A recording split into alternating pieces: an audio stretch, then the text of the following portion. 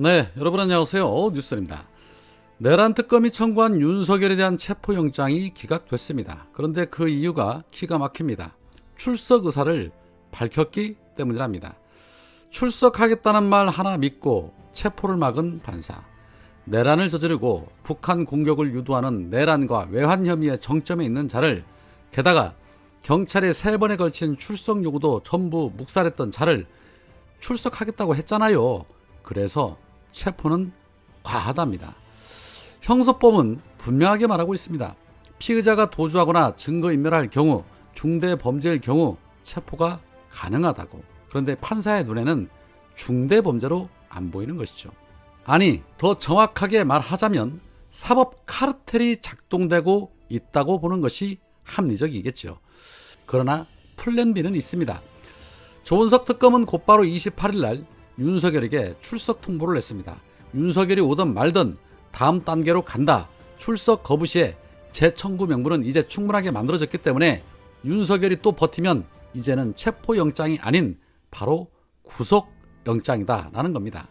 그러자 눈치 빠른 윤석열 측은 28일 특검 소환에 응하겠다라는 입장을 밝혔는데 차라리 또 버텨줬으면 좋겠습니다. 바로 구속시키면 되니까요. 자, 그래서일까요? 이 윤석열의 체포영장이 발부됐다는 소식에 병원에 입원 중인 김건희가 많이 놀랬나 봅니다.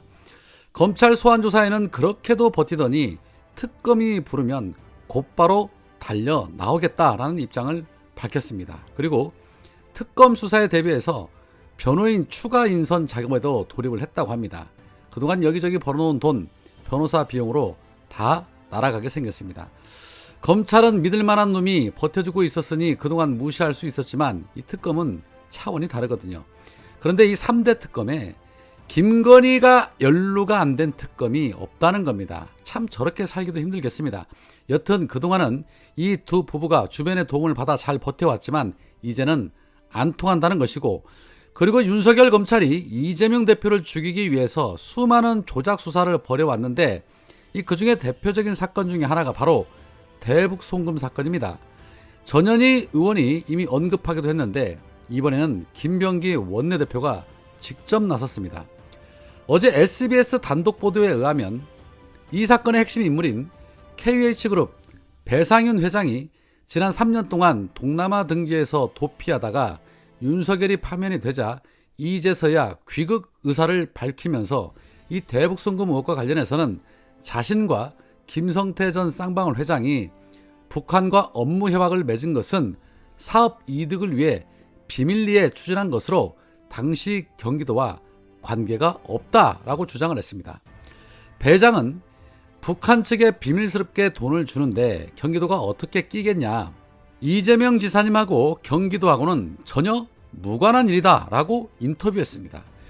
이에 김병기 의원은 이 보도를 링크하며 정치검찰의 이재명 주기 공작 진실규명을 위한 즉각적인 재수사를 촉구한다라며 어제 충격적인 언론 보도가 있었다. 내란 수계 윤석열과 정치검찰이 합작한 이재명 죽이기 공작의 실체가 드러났다. 윤석열 검찰 독재 정권과 정치검찰의 이재명 죽이기 공작 허위 기소가 사실로 드러난 만큼 진실규명을 위한 즉각적인 재수사가 필요하다. 대북 송금 의혹 사건에 대한 철저한 재수사가 필요하다. 진실은 반드시 규명돼야 한다. 우선 우리 민주당도 진실규명을 위한 특별기구 발족 등 모든 조치를 강구하겠다. 끝까지 파헤쳐 정의를 바로 세우겠다라고 말을 했습니다.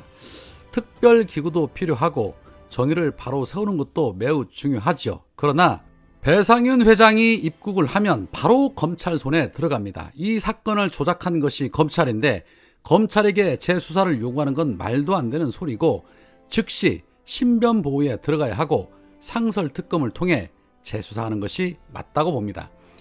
윤석열 체포도 눈 감아주는 법조 카르텔들인데 어딘들 믿을 곳이 있겠습니까?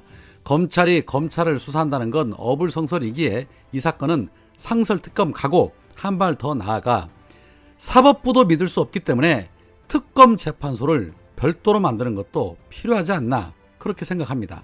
그래야만이 제대로 된 진실을 드러낼 수 있다고 봅니다. 자, 그리고 이 내란 수계 체포영장은 기각을 시키면서 또 국민 눈치는 봤는지 김용현에 대해서는 구속만기 3시간을 남겨놓고 법원이 재구속 영장을 발부해서 다시 구속이 됐습니다. 그러게 보석시켜준다고 했을 때 나왔으면 단 며칠이라도 바깥바람 쏘였을 텐데 이제는 평생 바깥 공기 못 맞게 됐습니다. 그런데 군사법원은 이 김용현 부하들인 박한수와 이진우에 대해서 조건부 보석을 허가했습니다. 당초 이 두 사람 외에 여인영과 문상호도 조건부 보석 신청 대상에 포함이 됐지만 군 검찰이 지난 23일 위증 및 군사기밀 누설 혐의로 추가 기소를 하면서 이를 근거로 구속영장을 새로 청구했고 조건부 보석 요청은 철회가 됐습니다. 그런데 왜 박한수와 이진우에 대해서는 추가 기소 안 했을까요? 이들 역시도 위증이 여러 차례 드러났는데 말입니다. 여튼 이 같은 소식에 김용현은 저는 비록 추가 구속이 됐지만 사령관들만큼은 하루빨리 풀려나길 간절히 바란다라며 옥중 입장을 발표하기도 했습니다. 누가 보면 대단한 지휘관인 줄 알겠습니다.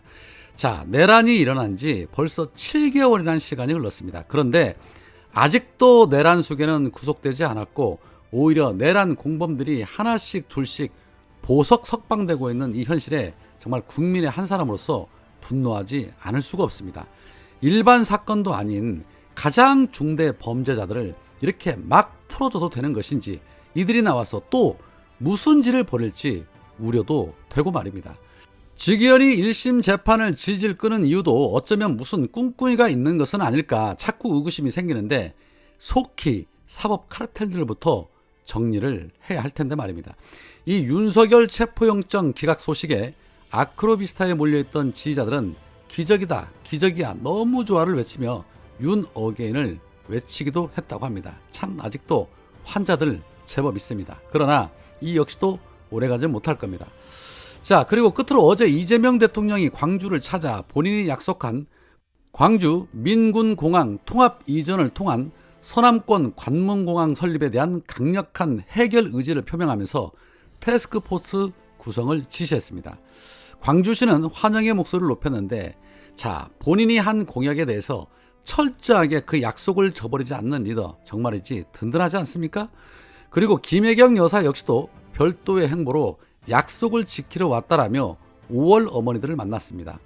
1시간가량 이어진 면담에서 김혜경 여사는 5.18 유족 또 유공자들이 밝힌 애로사항 등에 대해서 메모하고 청취했고 면담을 마친 뒤에는 어머니들 조만간 서울로 초대하겠다라고 화답한 것으로 알려졌습니다.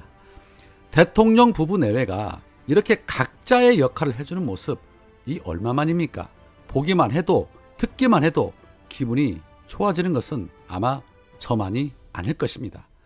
오늘은 여기까지입니다. 고맙습니다.